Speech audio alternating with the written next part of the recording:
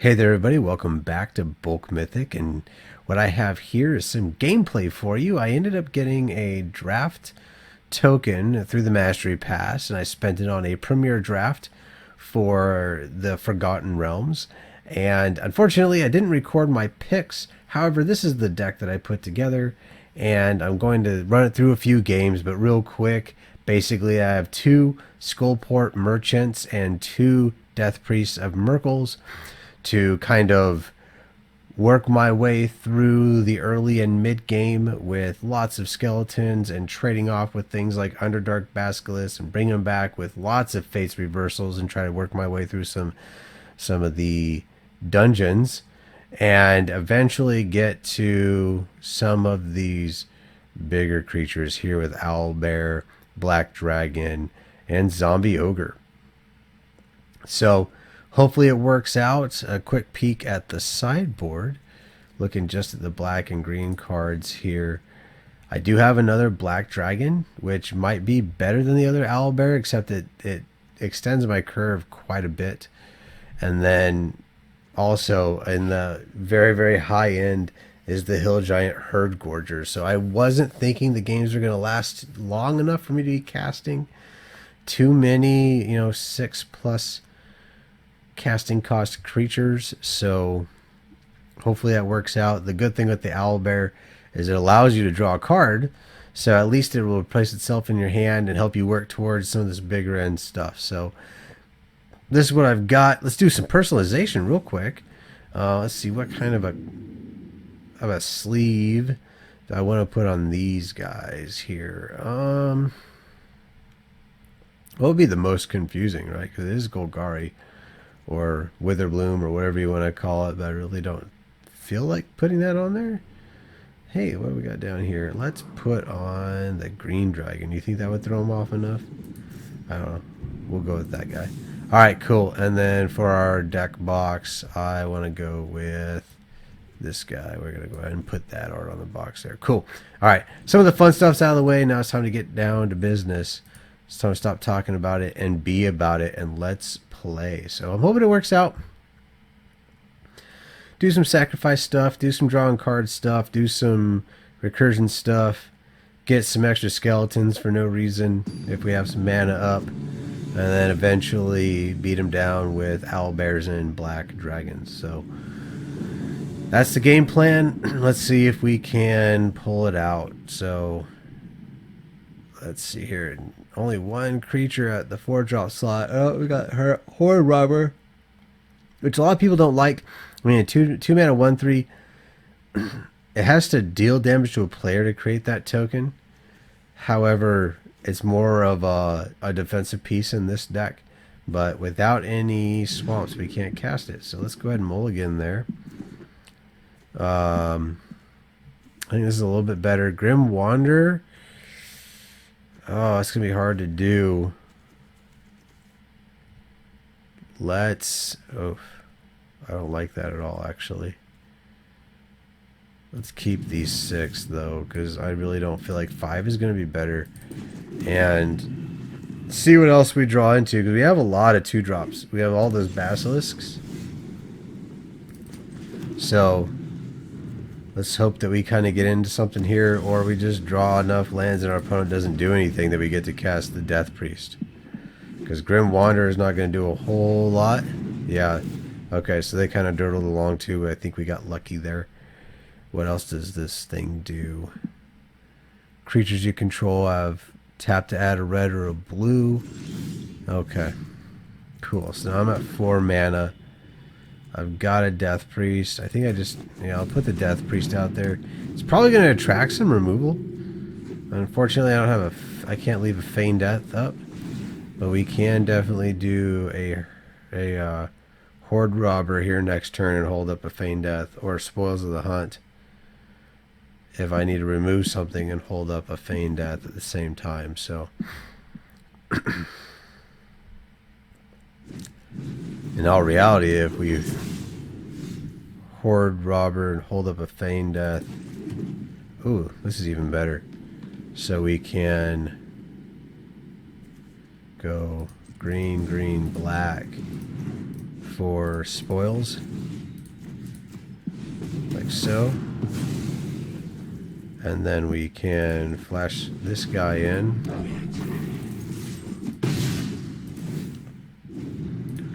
And there we go. So now we got Grim Wanderer on the board. We also have some tools here. We'll see what eats removal first.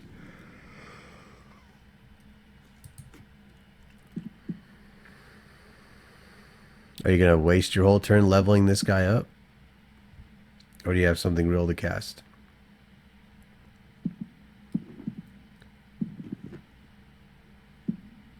I guess I could have attacked with the Death Priest instead of using my removal spell. See if they blocked, used Feign Death, and cast a Grim Wanderer.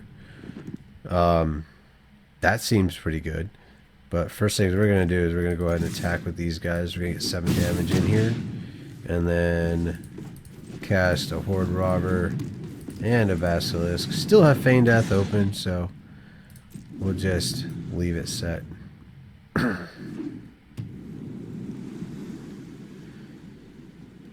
I'm still not sure what my opponent's got going on.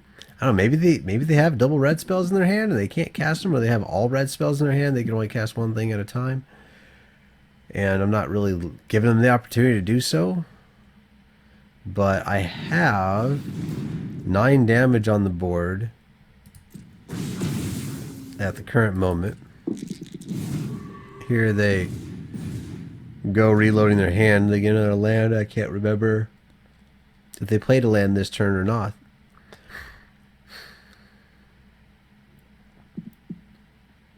So they're going to survive to another turn. Unless I get a pump spell. I do have the creature that pumps another creature when it enters the battlefield. So that would end the game here, because I have 5, 6, 7, 8, 9. I have 9 power on the board. But other than that, they're going to survive to another turn. And hopefully I have enough to close it out. That it will give me the opportunity to leave up Feign Death. Okay, what are we doing here? What does... I can't read the card. Why can't I just read the card? I just want to read the card. I can see what it's doing, but... There we go. Oh, it's just... Can't block. Okay. And deal some damage to me. Got it.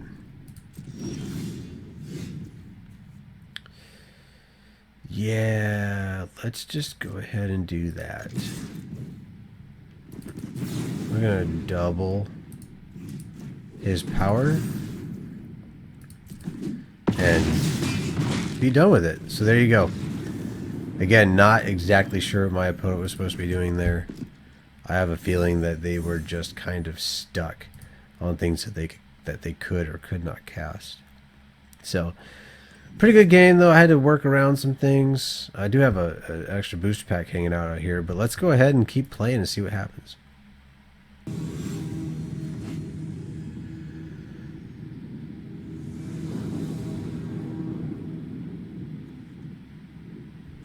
Alright, again, a bunch of forests, but this time we actually have things we can cast with them. Fate's Reversals, bringing back a Basilisk isn't the greatest thing,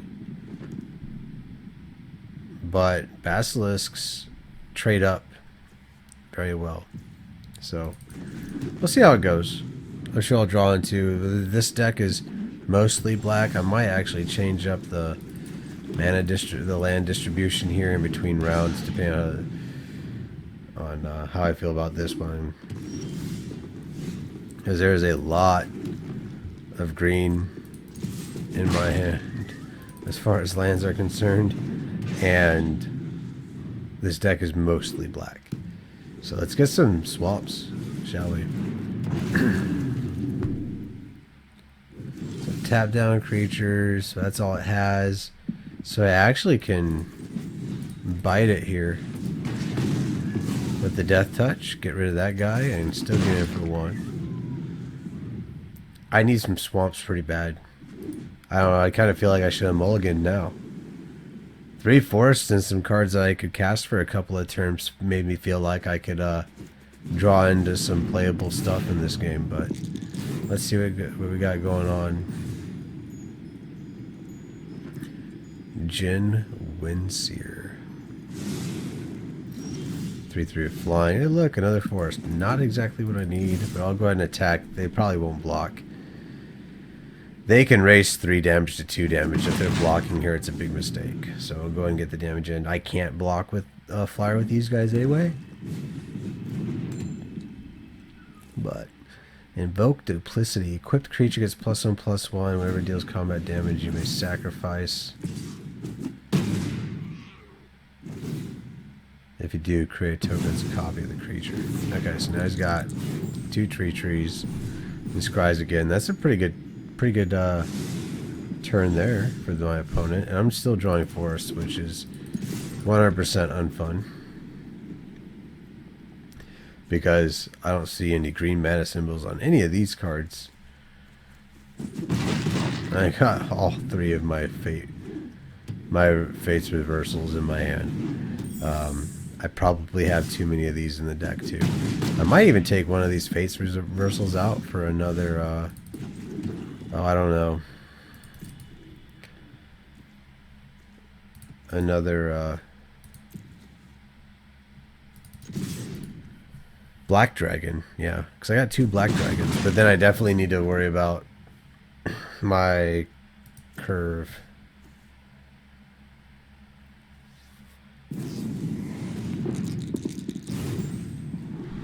Yeah, well, that's a good roll for them. Not quite a 20 though. Not a nat 20, but they get 2 cards out of it after they scry.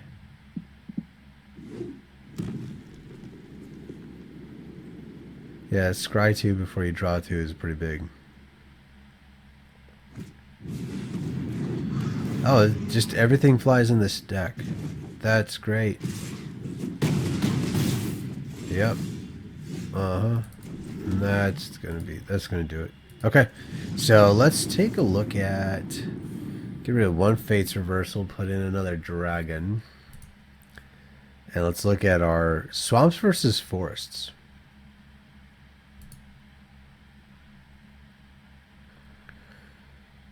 Alright, so jump into here. I'm going to take out 1 Fate's Reversal. Let's filter our stuff down, get that Black Dragon. And I think we're going to go down 1 here, up 1 here. 10-17 looks a little bit better. And let's roll with that. Alright, here we go. Took some tweaks. Let's see what we get. So I don't get to play Premier Draft very often, as in like almost not at all, because this is a free to play account. I play for the gold. I go in and I do the quick drafts to get gems, and then this is a much more playable hand. I usually end up hoarding the gems for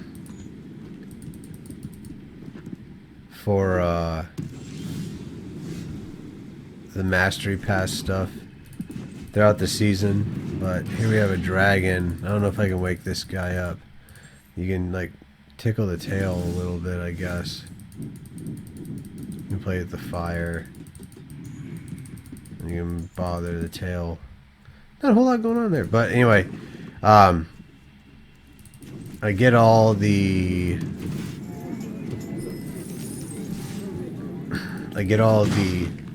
gems that I can, but it's usually just to do things like buy the Mastery Pass for the next season. I did play a lot of Jumpstart actually in the previous month because they were offering it, and 400 gems to play a Jumpstart round is not a bad deal, so I went ahead and took it. I'm a big fan of Jumpstart. If you don't know already, you really haven't been paying attention to the channel, but I definitely capitalized on getting a lot of Jumpstart packs in that. Yeah, I'll go ahead and use that because we're gonna get this treasure token back, and then kind of moved on from there.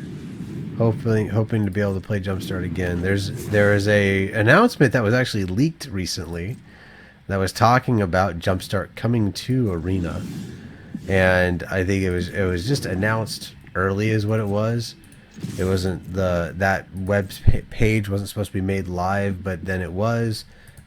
And people found it, and the next thing you know, screen captures were made, and it's all over social media. So they are going to have Jumpstart again on Arena. And the interesting thing with this one is that they're going to actually have cards made for Jumpstart in Arena that they are brand new cards, functionally new, functionally unique, without any intent of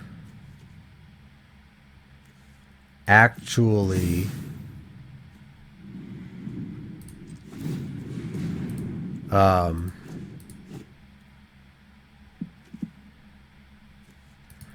without any intent of actually printing them in paper. So I don't know what you guys think about that one. I think if they make a Magic card, it should exist in paper. That's like just the fact of the matter. There's really no other way to go about it, you know. Arena, in my opinion, and the other, and you know, Magic Online, all the other platforms, they really should just be there as a supplement to the paper game. That's my opinion. I spend money on paper Magic. I don't spend money on the digital platforms, electronic Magic. I almost called it, whatever you want to call it. So take it for what it is. Not a big fan of having cards in digital form that don't exist in paper. And to be honest, if they're going to make another Jumpstart set, just print that, man. People are going to buy it. I bought boxes, plural, of the original Jumpstart, and I'm still buying the original Jumpstart. So if they would print it, we would buy it. That's just the way it is. So to put it, oh wow, they gave up on that one. Okay, so to put it in a digital form and not print on paper, I just think is silly. Honestly, I mean they're literally, I feel like they're leaving money on the table, but that's just my opinion. And you know, it is what it is. But now we have our second win, so we're 2-1, much better. I think I actually drew swamps that game, so having a majority black deck helps when you draw swamps. And we're just going to jump right back into it. We'll see how that happens. You know, I'm not a results-oriented thinker, as some of the people in the community, you know, caution from. But that game went better than the last one, and I made changes, and it could be correlative. We'll find out. So here we go. Game 4 at 2-1. Let's see how many gems we can get out of this. All right, we have a mix of both of our colors. We have creatures at different casting costs, and we have other spells that we can play. Seems like a decent hand here. We're definitely going turn 2 Basilisk, turn 3 holding up Final Death, and then going into the Death Priest of Merkle. So, boom, we got a hasty one there. So we're gonna probably fall behind here a little bit. Do need to draw. It'd be nice if I could draw another swamp, have 2 black mana available on turn 3, but if that's not what's meant to be, then we'll just see how it goes. I am gonna block here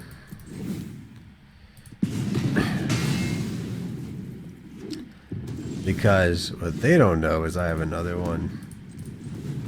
I'm gonna leave the black mana up for that Feign Death later on.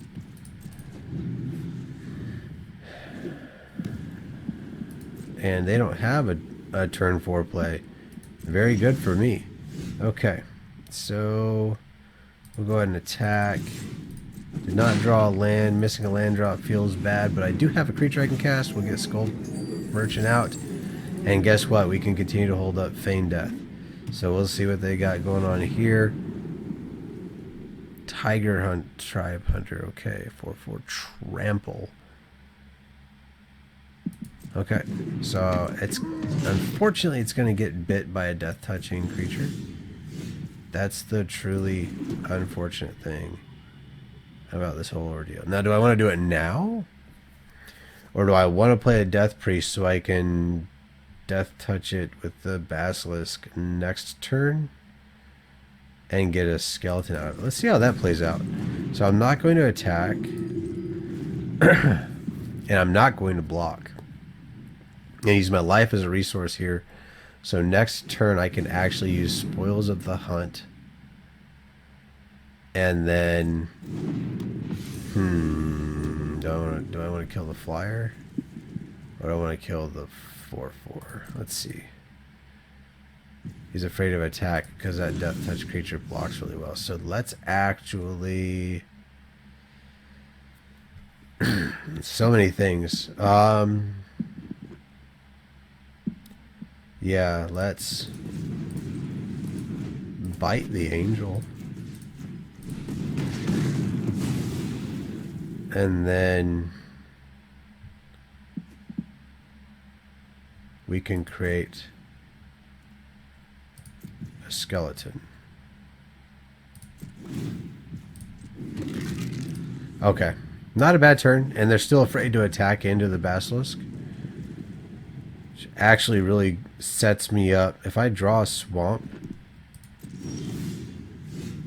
which I don't.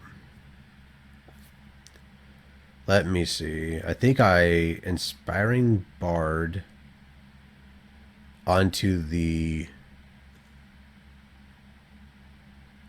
skeleton.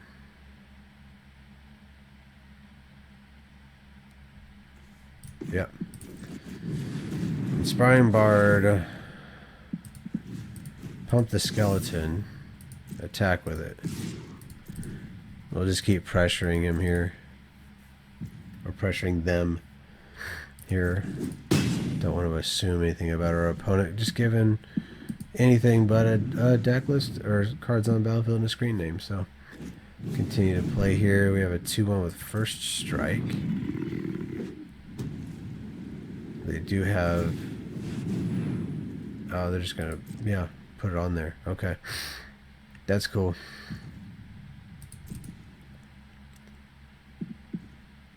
Doesn't attack. That's unfortunate. I wanted to feign death. So here,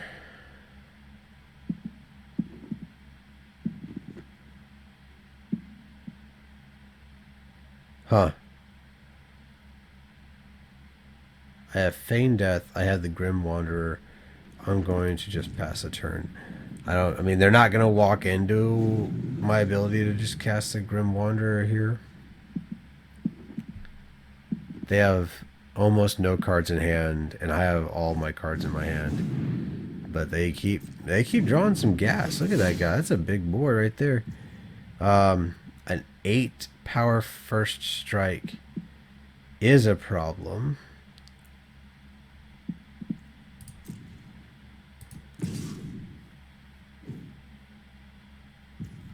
But it also doesn't trample. So I can draw a card off of it.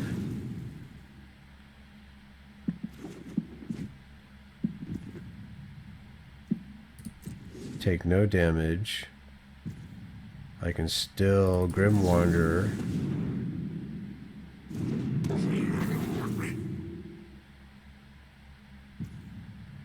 And go to my turn. Puts me at 6 mana. And I have a 5/3 that can feign death, or I can zombie ogre.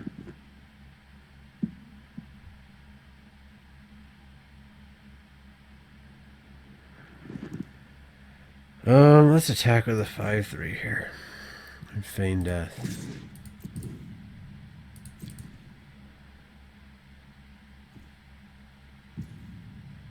Okay.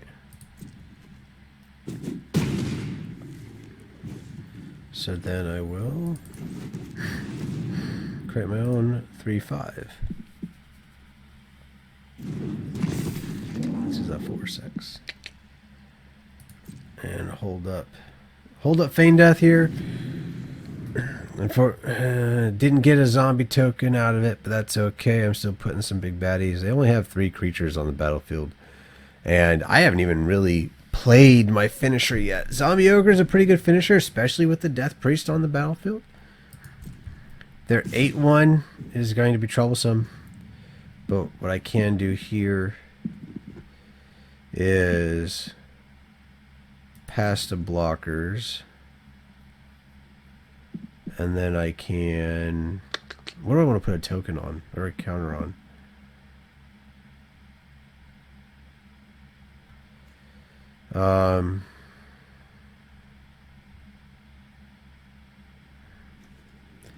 Let's go with this guy. 1 blocker.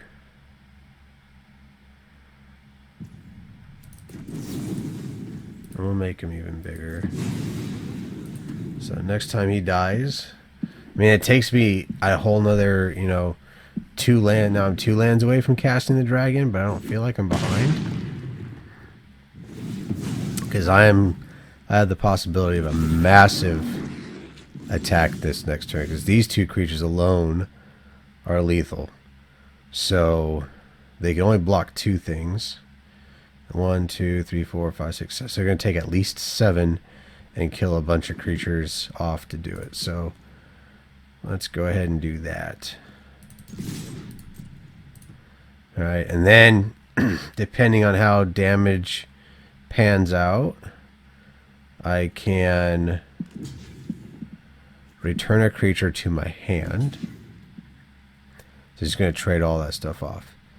I accept that. I can return a creature. Oh, here's Dueling Rapier. Let's see where that goes. Target creature you control, and the Rapier gives it +2/+0. Oh, okay. That's fine. They still trade. They just trade harder.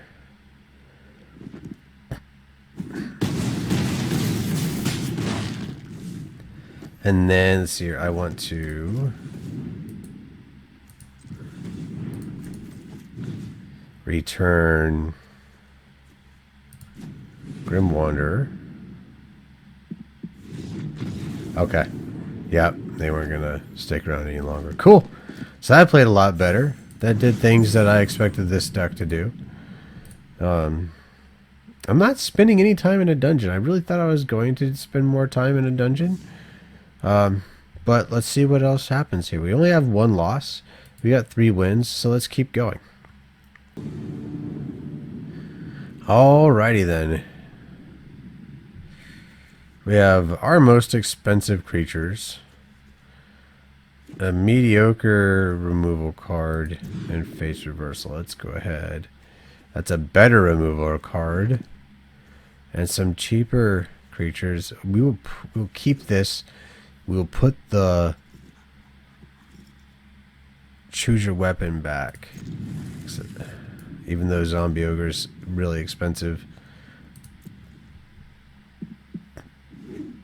I kind of like curving into it better.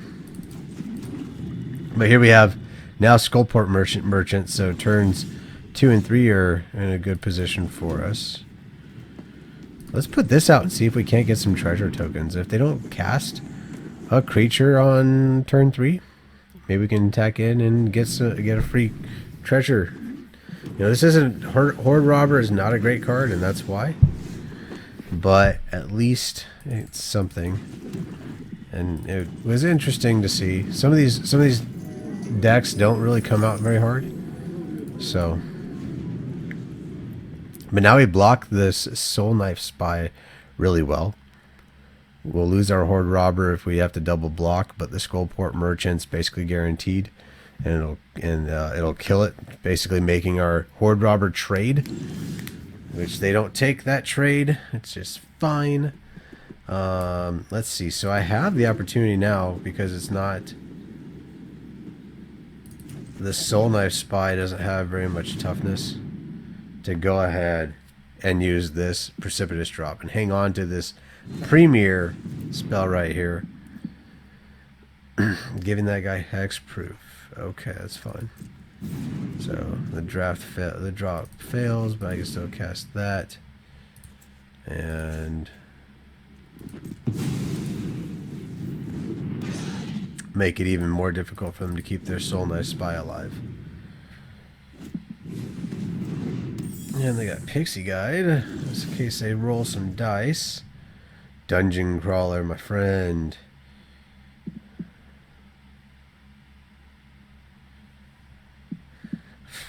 Not sure if I want to really use that. Get rid of the flyer though here. Create treasure token. We can cast the Zombie Ogre next turn now. And I will just attack with this guy so they don't block. And still hold up lethal blocks on their turn. Cool. Alright, we're working through this. We're going to start speeding up this game a little bit though. Once we get the Zombie Ogre out, I think it's really going to be game on. Blue-black, they may have some good removal spells here, but not really seeing what they're doing. Especially with the die roll synergies of the fairy. Aren't too many black cards that roll dice. Oh, there's their Grim Bounty. Okay.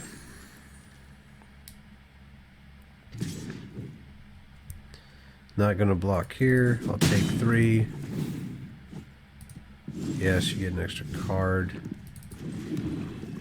But we'll go ahead. Actually, yeah, we can attack. Get the extra treasure token.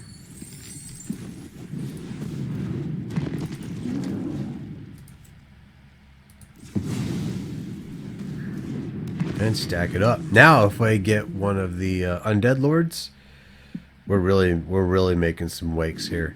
So that Zombie Ogre blocks a Soul Knife Spy really well. But a Beholder, not so much. Menace. Okay. Let's see if I got my fight card. I did not get my fight card. Let's attack with the Death Toucher.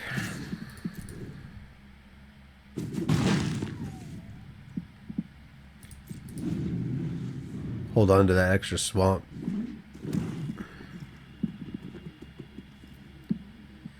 Don't want to turn over the turn to my opponent empty-handed completely.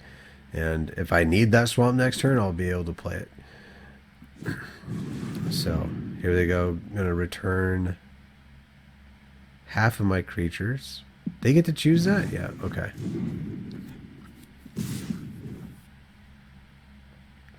No good blocks here. I'm going to take 9. They get another card. That's the worst part about it all. So, we'll just run these guys back out. And we're not attacking this. Oh, we'll attack with this guy. There we go. Because the Basilisk actually blocks a Beholder really well.